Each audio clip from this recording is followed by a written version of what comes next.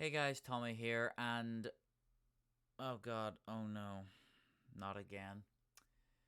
Welcome to my review of WWE WrestleMania 39. Once again, proving that WWE has no idea what the words stick the landing mean. I don't get it, honestly. Overall thoughts of this show, it was a good show. I liked this WrestleMania. I did. I wanted to like the main event.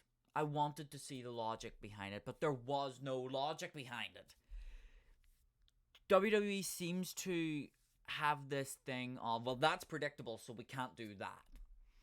And the problem with that is, that's perfectly okay. If the fans are behind someone, they want that person to win, and that person wins, the fans will be happy. But no, WWE doesn't know what that means. So instead, we got the wet flop instead of, well, we got a wet fart instead of a tremendous boom explosion of fireworks and happiness. So, night one, we'll go through each match. Night one was pretty damn good.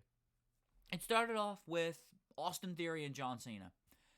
I genuinely thought John Cena was going to go over in this match, but no, Austin beat him. That was fine. If you make a new star in Austin Theory, that's cool. He deserves that win. It's a big name win over John Cena, and it was a fine enough match. Thumbs up. Then you had the Street Profits, the men's WrestleMania Showcase match, which is this new thing that WWE has brought in, where we had the Street Profits versus, I call them Little and Big, but Braun Strowman and Ricochet against Alpha Academy and the Viking Raiders with Valhalla, whatever. And again, this was a good match. Going into it, I thought, okay, if the Street Profits don't win, Dawkins is going to turn heel. I thought Dawkins was going to turn heel because obviously Montez Ford is ridiculously good in the ring, and he will be a single star when the Street Profits go their separate ways. So I thought, if the Street Profits don't win, Dawkins is probably going to turn heel, and I was prepared for that fact. But no, the Street Profits won. It was a brilliant ending. Ricochet doing his flippy shit as usual, flipping from or jumping from one rope to the other, then somehow engaging Gmod no clip in midair to do a shooting star press, only to do another one, land on Dawkins' knees, and Montez Ford hit him with the from the heavens splash to win the match. That was a fine ending. It was a good match. Thumbs up. That's 2 in a row. You're on to a good start, WWE. Then we had Seth Rollins and, I still can't believe I'm saying this, Logan Paul. Yes, Logan Paul, the dead body in a forest, prime energy drink YouTuber guy. And this was a good match too. Both guys in this match are good. Seth Rollins is probably my favorite wrestler of all time, right? Well, of the current era at least. And it was a good match. It was a good match. They went back and forth. You had the interference shtick with the Prime bottle, later revealed to be KSI, going through a table, which was brilliant. I loved that spot. Can we please have more YouTubers going through tables on these shows? That was good. Logan finally got his comeuppance from Rollins, and if the rumors are true, that may be the last time we see Logan Paul in WWE, and I am fine with that. He's done well. He had some brilliant matches. His match with Roman at Crown Jewel was surprisingly good for a YouTuber versus the most dominant champion in WWE history. Then we had his shtick at the Royal Rumble with him and Ricochet killing each other in midair. That was fun. Then costing Rollins at Elimination Chamber to set up this match. Okay, fair enough. And then this match, the blow-off match at Mania. And Rollins beat him with probably the most clean win of the night. And yeah, it was believable. It was a good match. Another thumbs up. 3 in a row for WWE so far. And then we had Trish, Lita, and Becky versus Damage Control. And now I thought they're going to put Damage Control over here to make, to keep them strong after losing the tag straps. It was a serviceable match. Trish and Lita moved like the polar ice caps, I saw one guy say on Facebook, and yeah. But Trish and Becky were able to make up for it. And Bailey, Dakota, and Io looked great in it. They looked fine. Legends Mania always runs wild, so of course Trish and Lita were going to go over. I probably should have seen that in the end, but it was a serviceable match, and it was 15 minutes of fun between 3 women who are talented and 2 legends who can, 2 teams of 6 women who are talented, including 2 legends who can still go relatively well, maybe with the exception of Lita. Then the father-son match was the 5th on the card. Mysterio versus Mysterio, Ray versus Dominic. And this was a fun match. Ray and Dom, it's their father. Thank you, Street Sweeper. I don't know if you can hear that. You probably can't, but there's a Street Sweeper outside. Ray and Dom, you can tell they've been workshopping this match for months. Probably since the whole Judgment Day angle kicked off. This was another serviceable match. Ray and Dominic put on a good show. Lots of references to Eddie. Obviously, Dom going for the Three Amigos. I'm still very tired. I stayed up to 5 a.m. watching WrestleMania last night, obviously. Ray won after a 619. There was the whole attempted interference from the Judgment Day. Damian Priest handing him a chain. Bad Bunny pulling the chain away from him before Ray hit him with another 619. I guess they're looking to keep Bad Bunny strong. Yeah, it was a good match. Another thumbs up. Rhea versus Charlotte. Charlotte came into this match looking ripped. She was ripped going into this match because supposedly after it she's taking a little time away from WWE because she wants to do some bodybuilding contests, which is fair enough. Good for her. I hope she does well. All the best luck to her.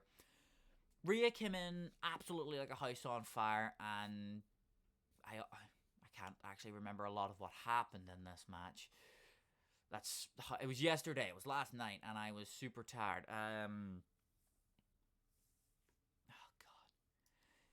Yeah, there was it was back and forth.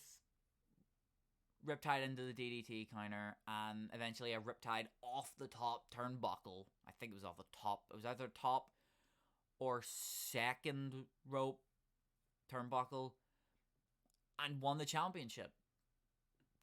Absolutely deserves it. She won the Royal Rumble. She earned that shot. She earned the match, and it was brilliant. Doesn't matter if the heel won. I'm not against heels winning. That's not the thing about this. That's not the thing about it. I don't mind heels winning. I don't mind that at all. So, yeah, Charlotte went over. Then we had the Miz Snoop Dogg thing. Came out and announced the attendance, and Snoop Dogg said, "Hey, you should have a match." Okay. Out came Pat McAfee. Always good to see Pat. Like Pat McAfee, me. And Miz started mouthing off to some American football player. I don't call him American football. You run with a ball under your arm. That's not football. It's rugby for pussies, and you can quote me on that. He hit the Miz, and then McAfee punted him in the skull, I think, and won. I don't know. That was a long time ago. And then you had the main event of night one. Night one stuck the landing perfectly, because this match was incredible. It went, how long did it go? Let me see if I have my notes here. 24 minutes. It went nearly half an hour. And it was just an emotional roller coaster. The first time the tag team championships have ever main evented a WrestleMania. And they beat 10 bells off of each other. Multiple near falls, and towards the end, especially, the near falls got insane. Super 1D attempt. Zayn aborted that, and then Sami becoming the first person ever to kick out of the 1D, and that got me pop. That made me pop. I thought, what? Okay, maybe they're going to, keep the titles on the Usos for a little bit longer, but no.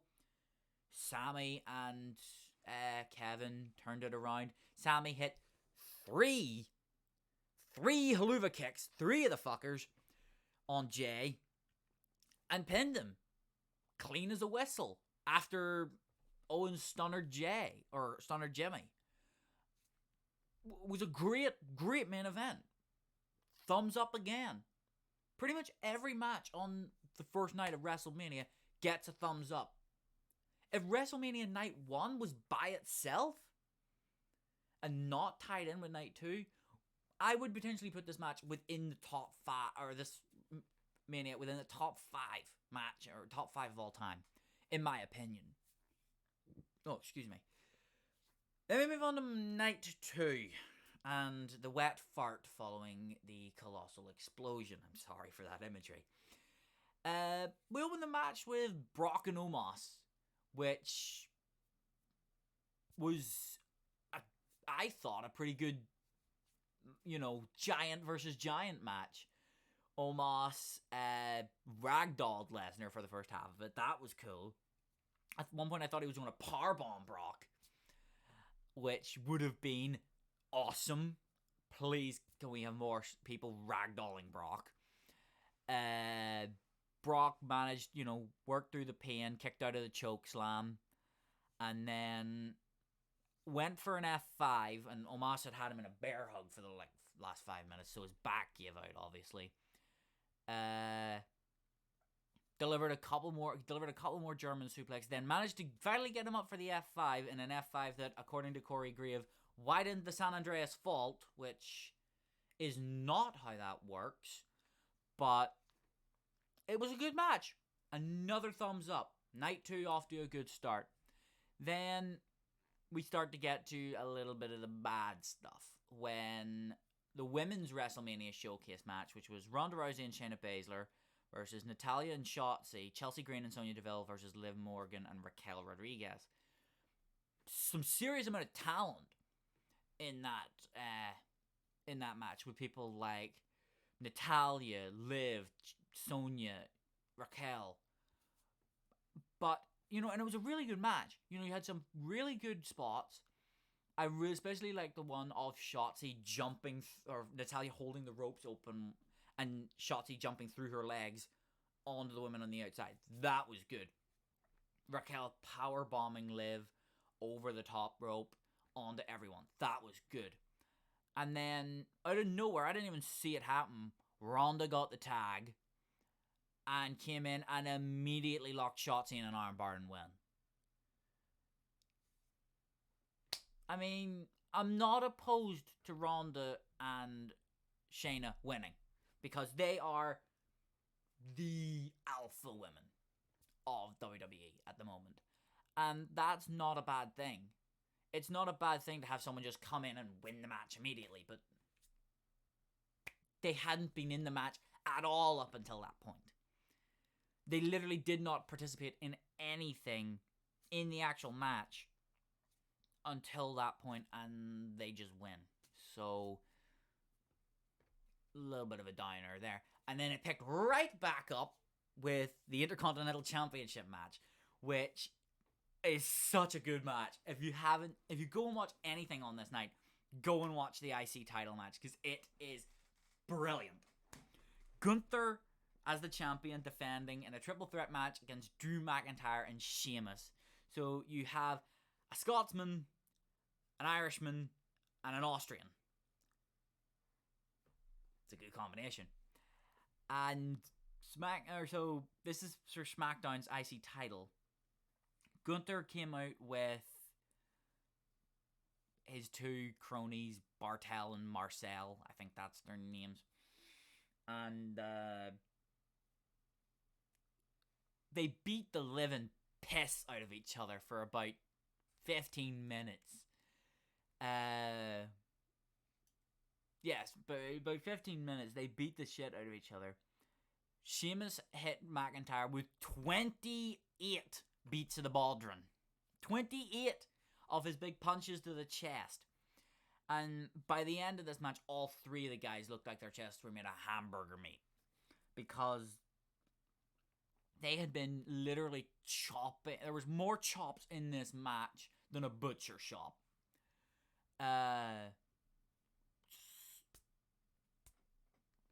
It was phenomenal. And eventually, Gunther won. Not who I would have booked to win it. I would have put Sheamus over. But, okay. It worked. I believed it. I liked it. Then we had Bianca and Asuka for the Raw Women's Championship. And this is when things take another bit of a downturn. Bianca and Asuka put on a hell of a match. I really liked the closing spot of this match. Where Asuka had Bianca in armbar. Bianca muscled her up. Big props to Bianca for this spot. It was awesome. Muscled her up onto the back and hit a KOD and won. Still, I would have put Asuka over in this match. Just my opinion. I think it was Asuka's time having won the Elimination Chamber match. But it was a serviceable match. Then we had the Snoop Dogg Miz shit again. And oh my god, this segment. Talk about shit hitting the fan. They came out, announced the attendance of night 2 and the combined attendance. And then Miz started giving off to Snoop about how you put me in that match last night against McAfee. And then out came Shane O'Snap. As you will realize why I came to call him that. Snoop made the match official. And then, so Miz and Sheamus started wrestling, and then halfway through the damn match, Shane tears his quadriceps. Legitimately. He returns and immediately injures himself. Like, come on, mate. Like, you could have at least stretched first. Come on. So, that completely screwed that over. So, Snoop gets in the ring, punches the Miz twice, and hits him with possibly the worst looking people, or possibly either the worst or best, depending on who you ask, looking people's elbow of all time, and pinned him. Because even though he wasn't in the match in the start, the ref counted to 3. I don't know. Then we had another upturn. Talk about a night of highs and lows. We had Brood Edge versus Demon Balor. And this was in a Hell in a Cell match, and they brought back the Silver Cell. Thank you. Thank you, Triple H, for bringing back the Silver Cell. That's how Hell in a Cell has always looked. It's how it should always look. I'm happy with it. And it was a hard-hitting match. They hit each other with kendo sticks, chairs, colored kendo sticks and chairs, red for Edge, purple for Balor, because, Judgment Day spookiness. And tables, there was some pretty good table spots. Balor coup de grace through a table, not on the Edge. Edge got out of the way. And a spear, and holy fuck, the concerto at the end. That might be the most wince-inducing concerto of all time. And Edge won. Okay. I thought it was the right man. I thought he was the right man to win it, and he did win it. Another thumbs up. And now we come to the water splashing out of the toilet bowl when you take a shit. Roman Reigns versus Royal Rumble winner Cody Rhodes. Undesirable to undeniable Cody Rhodes, the man who had been Supermaned to the main event of WrestleMania, winning the Royal Rumble. It was half a bloody hour of Roman shtick. Half a bloody hour of it. And then the same tired, old interference spot at the end of the match. Solo popping up. Roman spears Cody. 1, 2, 3. Where do we go from here now? Who's next? Who are you going to build up next for Roman to beat? Who's going to face Roman at... I don't even know what the next pay-per-view is. Backlash. Who's going to face Roman at Backlash? Are we going to change the title at Backlash? No. Are we going to let Roman run with the title until we built Lesnar up to beat him? Until Cena comes back? Orton, potentially, come back? No. Who's next? Who is there left that could beat Roman? He has beaten everybody there is to beat. He's beaten Lesnar. He's beaten Cena. He's beaten Cody. Who's left for Roman to face? Big E? No. Big E's not, no. Roman's supposed to be taking a break after WrestleMania. He's supposed to be going away for a bit because he's been carrying the fucking company on his back for the last 2.5 years. No. I guarantee you all any money that it was Vince who made this decision. Gotta keep Roman strong. No. No. Take your stupid mustache, Vince, and stick it up your ass. Sometimes doing the logical thing in professional wrestling is doing the right thing. Sometimes doing the right thing is doing the predictable thing.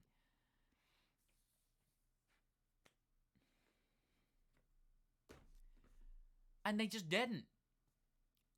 Is it because Cody's an AEW guy? I don't know. But talk about a letdown. After a phenomenal first night, which I loved, and a decent enough second night, except for the stupid Shane McMahon shit, we end with a wet fart. And that really hurts. Because that match is the most built up match of the whole year. The main event of WrestleMania. That is the money match. And it doesn't matter if all the matches before that were 5-star classics. You could have fucking Omega versus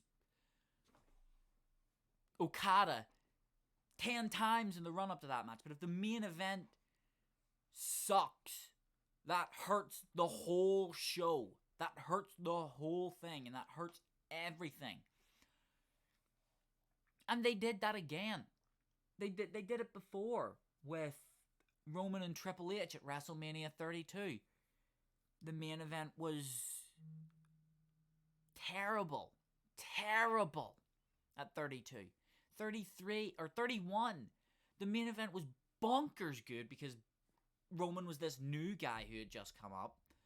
Lesnar was at his most dominant, and then you had the heist of the century, but that couldn't happen because the Money in the Bank has already been cashed in this year.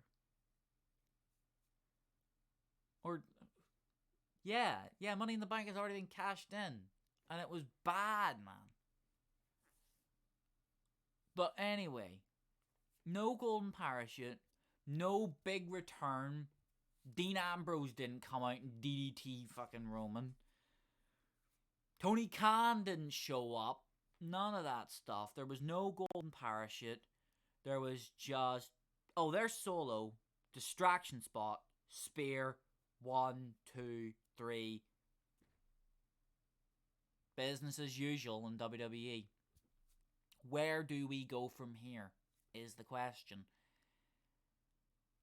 And for Triple H's first WrestleMania,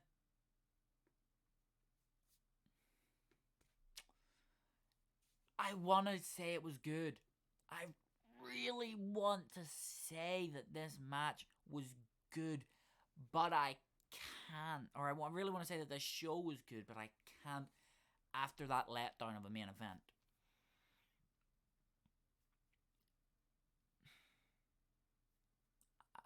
I don't know where WWE goes from here. And that really, really sucks. I can't think of anyone who can beat Roman now. He's beaten everyone. The island of relevancy is secure. There's no son of a plumber standing triumphant. There's no working man's victory. There's no Austin victory over McMahon in this.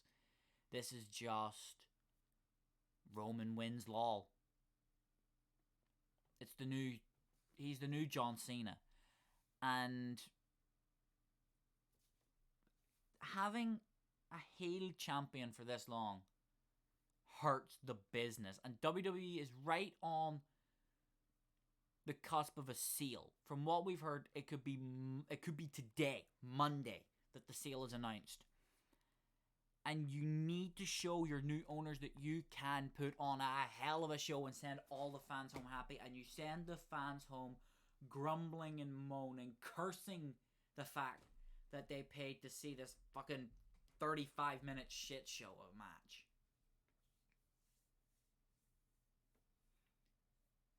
And I'm cursing the fact that I paid for the network. I paid for the network, get this, because I'm in the UK, so we don't have to pay for Peacock or any of that crap. It was a letdown of a main event, and I don't know. I'm sure someone liked it. You not interrupt me while I'm recording over here.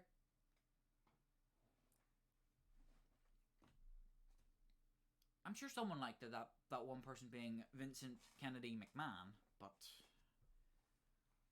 look, let me know what you thought of WrestleMania in the comment section below. Tell me what you thought of it. Tell me what you would rate each match. And tell me how you would book the Universal title going forward.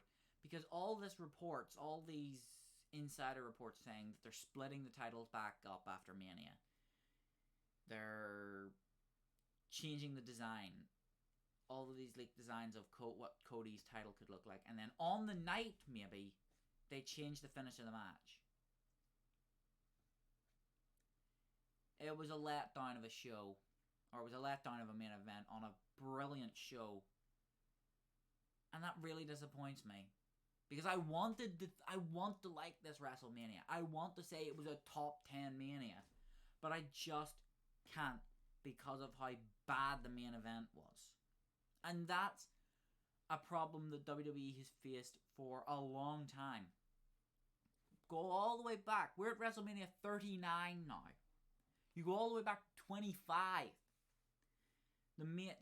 That 25 was a decent WrestleMania, with the best WrestleMania match of all time, in my opinion, of Undertaker and Shawn Michaels for the first time at Mania.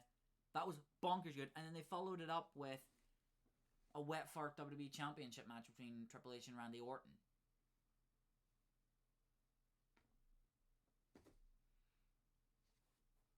I mean, WWE always has this problem of sticking the landing and not doing the correct thing. It's not rocket science. And I can do it better. So keep an eye out for that video coming soon. Anyway, guys, that is my review of WrestleMania 39. Please let next year's be better. If you like this video, like the video, comment, tell me what you thought of the video, tell me what you thought of WrestleMania. Subscribe to the channel if you want to see more of my content. I will be uploading more content soon. We've been having a lot of technical difficulties behind the scenes that's why there hasn't been any gaming videos put up, but I will be starting to make more videos, especially these will be monthly things where I'll be reviewing wrestling pay-per-views. Probably just WWE for now, because there is no streaming service for AEW yet. If AEW does come to a streaming service, then the price isn't too high. I probably will start doing AEW reviews as well. But anyway, thank you guys very much for watching this video, and I'll see you in the next one.